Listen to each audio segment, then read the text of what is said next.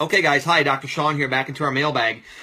We're discussing a question a young lady asked here on Facebook, asking about GERD. She's had it for years, she says, which is gastroesophageal reflux, heartburn, for lack of better words, and then a hiatal hernia.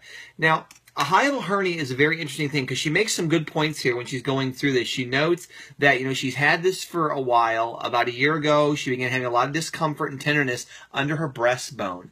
And that is a big, big tell for a hiatal hernia. When you get that discomfort, you swallow food and it almost feels like it gets caught going part way down. It just won't quite go all the way. That's a real indicator that this may be going on. Now, the question becomes, what is it? Now, her primary that she's working with right now, they've got her taking Nexium and all this stuff. And they just upped her dose to going twice a day instead of once. And they're both concerned, is it going to work? Probably not in what I do. It'll give you temporarily, a little bit of relief. But it's not going to fix the problem because it's not really addressing it. When you look at heartburn, you're looking at several things. There's obviously a nutritional component to it. You're looking at the diet, the foods you're consuming, fats, probiotics, alkaline minerals, water. Those are all things that make up the lining of that intestinal tract in the gut. Other things you look at then would be the mechanical structure. Because remember, the stomach is an organ, but it's flat, like a piece of paper, a sack. And when you put things in it, it stretches. And once it stretches, it sends little receptors out telling the body, hey, there's food here, time to work on it. So it's not this bubbling witch's cauldron that's always full of acid and doing. That's not a real kind of representation of it. It's empty most of the time. So when you're getting a reflux or heartburn, we know that in her case, we're going to talk about the hernia. Now, what happens here is that the stomach lining, think like a bridge. And when you go over water or waterways, sometimes bridges are green or brown. They're painted with that primer. Your stomach has a primer in it to protect it from the stomach acid and things that you're going to make to digest your food. It doesn't want the muscular layer getting touched or involved because it'll agitate it. So it's got this primer down there. Now, the throat has 2 to 3 layers of primer, for lack of better words. The stomach has about 12.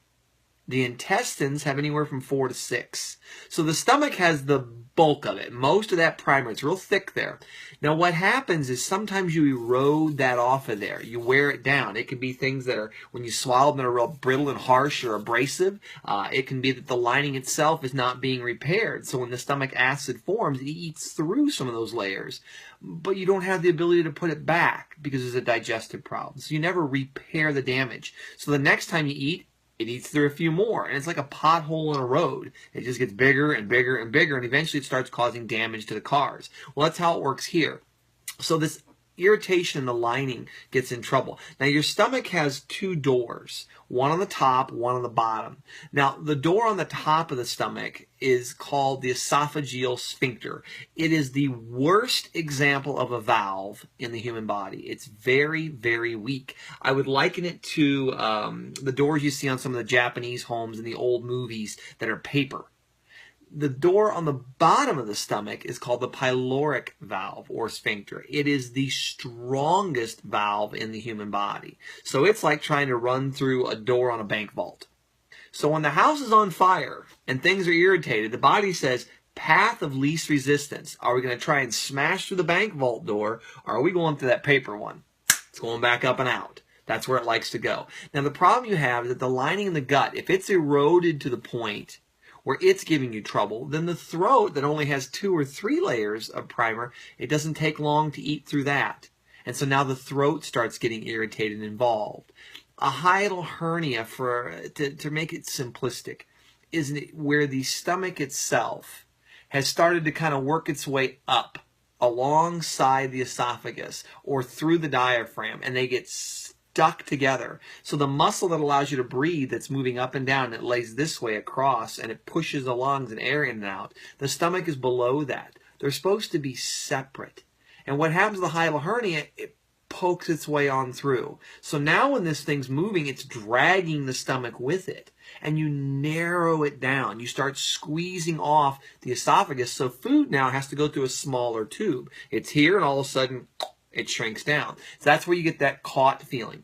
Now, she noted in her thing that they've done some exams on her. They were getting ready to maybe possibly do a colonoscopy, an upper GI, to go looking a little deeper. And they're not finding a lot when they did the ultrasounds. Why? Because hiatal hernias are sliding. And sliding means they come and they go. Most of the time. You'll see a few, 3, 4, 5% of them that are what I would call catastrophic. They've broken through layers. They have to be surgically repaired. But 90, 95% of them, they come and they go. They're there a couple, 2, 3 hours. The body pulls it back down. And then it's gone for a day or two sometimes. And then here it comes again when you stress it again. So it comes and it goes. And the key to this thing is that you can fix it. That's the best part about this. You can manually adjust the body. You can manually pull the hernia down. There's actually a technique for this on the outside. You return it back to where it belongs. You nutritionally give the body the parts that it needs to fix this, the glue. And I like to use a little bit of acupuncture to put a little bit of energy into that system to make that valve stay taut and tight. And reflux, heartburn, hiatal hernias, all these things can become a thing of the past.